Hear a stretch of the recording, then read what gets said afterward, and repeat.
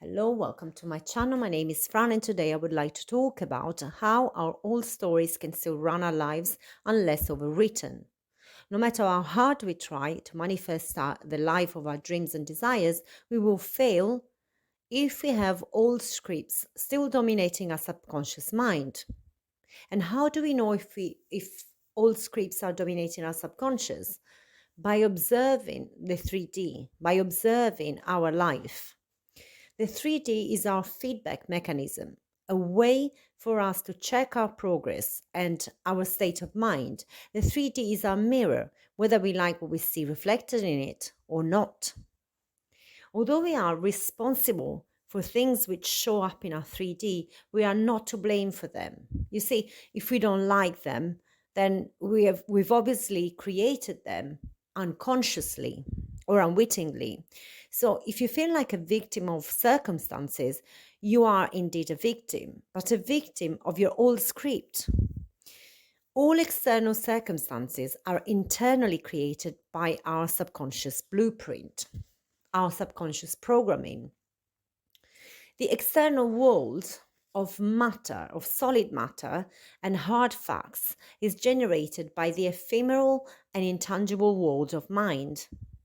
It's hard to see because we're too close to it. Our script has become a part of us to the extent that we can no longer tell where the script ends and we begin. But the script is not us. We are not our script. The script can be changed, but we need to become aware of it. And this is how we do it. We look at what is showing up in our life and we adjust the trajectory. We resist our thoughts or we revisit our thoughts, our beliefs, our expectations. We don't resist them, we revisit them. We reverse engineer from our solid reality what we experience on a daily basis. And then we ask ourselves what beliefs or expectations might have produced such results. Then, if we like the product of our thoughts and beliefs, we reinforce and strengthen them. And if we don't, we simply affirm the opposite. We intercept the thought that we don't like and interrupt the flow. Even if we don't know how to replace or what to replace them with, we quieten the mind. We just focus on the present moment, on the breath, on our bodies. We bring presence to whatever it is that we are doing at the present moment. We stop judging, analyzing, interpreting, and we start imagining what we would like to feel like. Now, at times, it will feel like we're not making any progress, but that's just because our senses can't perceive everything that is going on at the quantum level. We only perceive changes once they've reached a certain threshold. So it's crucial that we keep going even when the 3D is not showing us any progress. Also, don't forget, our subconscious programming will act as a filter and filter out anything which is not consistent with our predominant beliefs and expectations. Even if we're working on changing our beliefs, the old stuff has been practiced and rehearsed for years, sometimes for a lifetime. Fragments of the old story which still show up in our reality for a while after we've started reprogramming our subconscious mind. So it's imperative that during these times, we keep our mind laser focused on the goal, on our target, on our desired reality, and let nothing deflate us, deflate our determination and our faith. And sorry, I know this is a loaded term, a loaded word, but the thing is, you always have faith. Even when you think that you're being rational and logical, you're actually having faith in the illusion of the 3D. You've been trained over the years to have so much faith in this persistent and stubborn illusion that you've forgotten what's real, and then you've forgotten your real power and the power of your imagination and the power of your subconscious mind to create reality. The thing is, in order to play this game of life and learn its lessons, in order to understand the human condition, the limitations of perception and the senses, you had to forget who you truly and really are at the core. You had to struggle to use force and effort first in order to discover the path of least resistance. Ego has fooled you into thinking that this illusion is real. that you have to use force and strength in order to succeed on this plane. But this is all there is. That people are born lucky or unlucky, that you can only do so much to change your fate, that this universe was a freak accident of nature, and that you're here by chance, and that your existence has no meaning whatsoever. So you work hard to accumulate material stuff. You think the money is the real thing.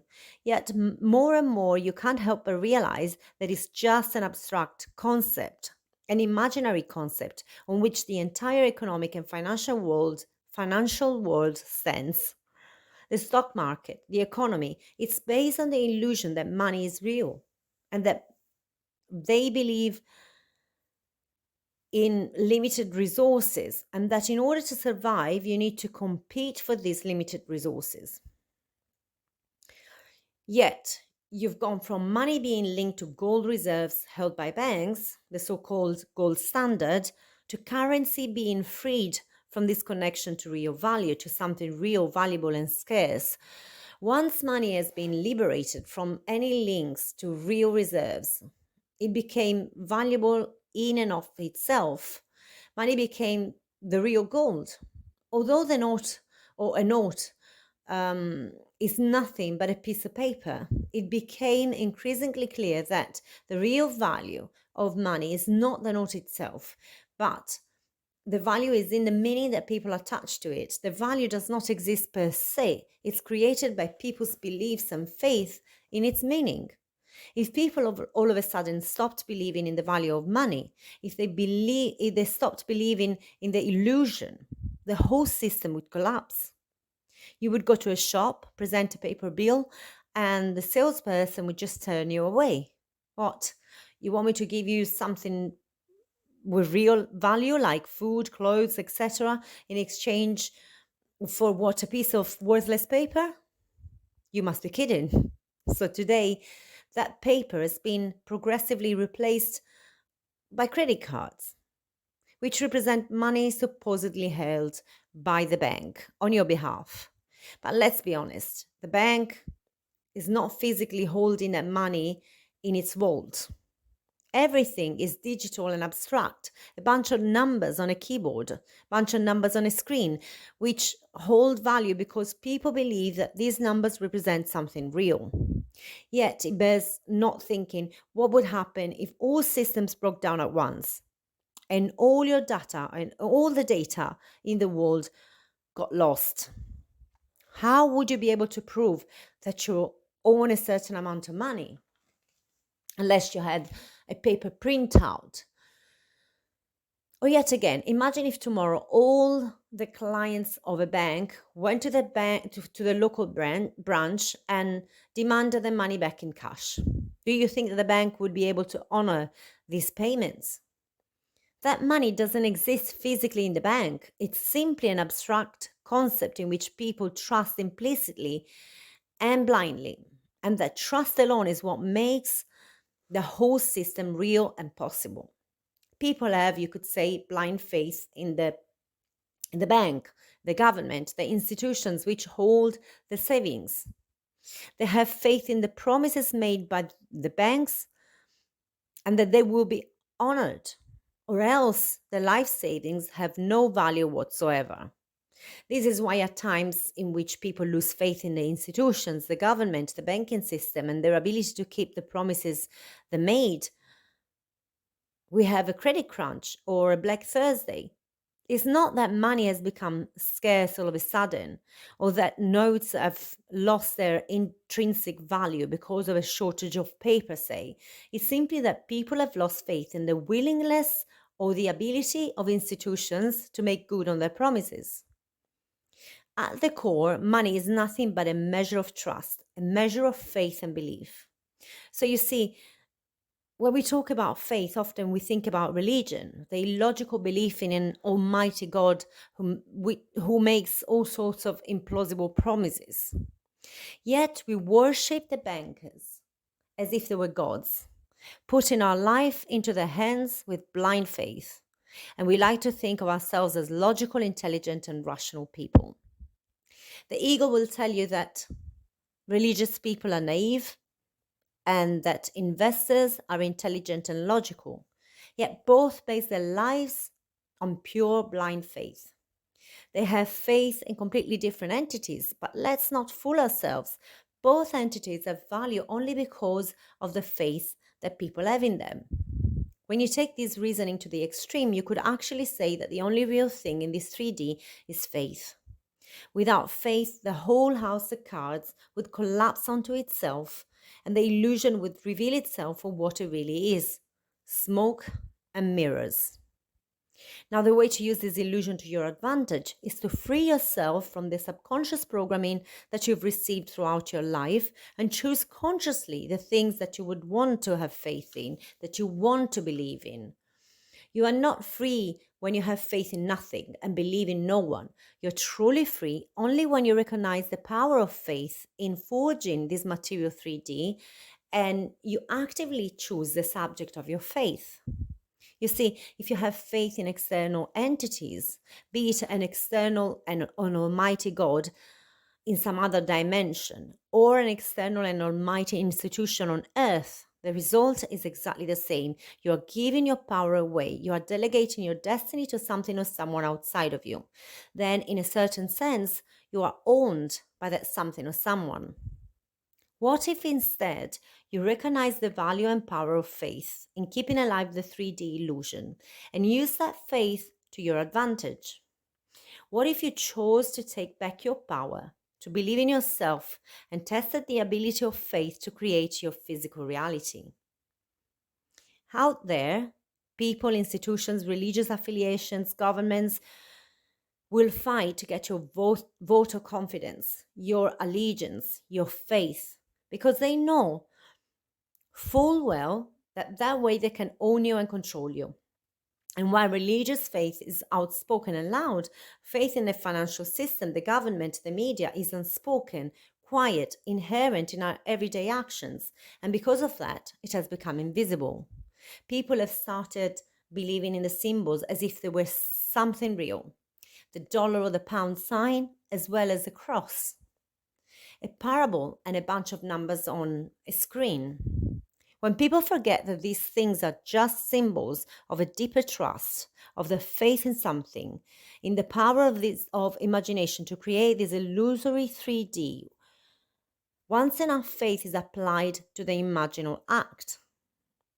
Once they forget that the story of Christ or Allah or Buddha is but a metaphor, once they forget that the value of a share is simply a measure of people's belief in it, then they become attached to the actual physical symbols as if they were real things, as if the Virgin Mary really got pregnant without insemination from the outside, and that wasn't simply a symbolic way of representing how the subconscious mind, impregnated by imagination, can give birth to things in this physical 3D reality.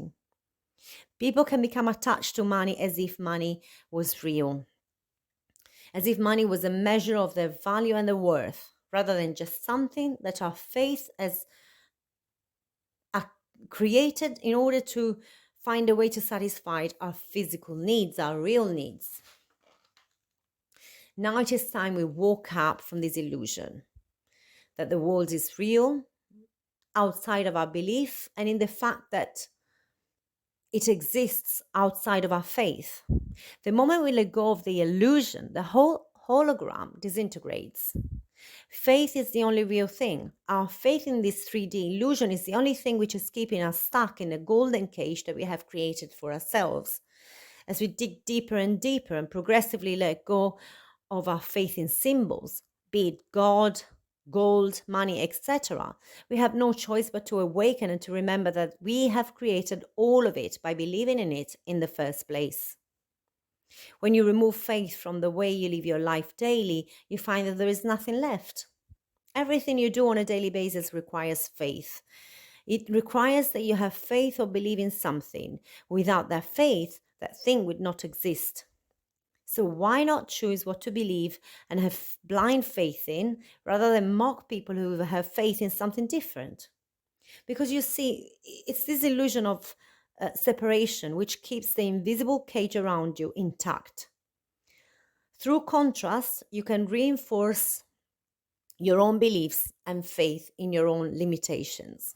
When you realize that everything is just the fruit of imagination, you will let go of the need for separation and contrast. You will remember that faith is the only real thing and that you will be able to create consciously only that which you truly want. You may think of yourself as a rational positivist, a logical person, but whether you are a priest, a scientist, or a banker, know that your life is based on blind faith in something outside of yourself, be it an external creator, an external observer, or an external market. In order to stay in the illusion, we have created these external symbols of power. But it's time we took our power back and reclaimed our blind faith in our ability to create the life that we desire. You can free yourself from the illusion anytime you want to, but it does require you to let go of the ego attachment to the illusory symbols and to remember that you created the illusion, or what you created the illusion for in the first place. The reason behind the illusion. If you want to be free from the limitations of the 3D, you have to place that blind faith within yourself. You started desiring money, but you've forgotten what the money symbolized. You started desiring sex, but you've forgotten what that represented in the first place. You've started desiring enlightenment, but you can't remember why or whatever that even means. You've become attached to the idols, the symbols. You've made them so real that you've forgotten that you've created them all in your imagination and that your faith in them keeps them alive. It's time you remembered who you really are and let go of the illusion. Do not fool yourself that by believing in your limitations more than your creative power, you are more rational, logical, and intelligent. You're simply better. Are fooling yourself. So this is it for today. I intend that this audio helps you to regain your full creative power and to free yourself from the shackles of imaginary puppeteers. If you've come this far and found this content interesting and helpful, please remember to like, share, subscribe, and click the bell option to be notified of my future podcasts. In any case, thank you for listening. Have a wonderful, magical, limitless, awakened life.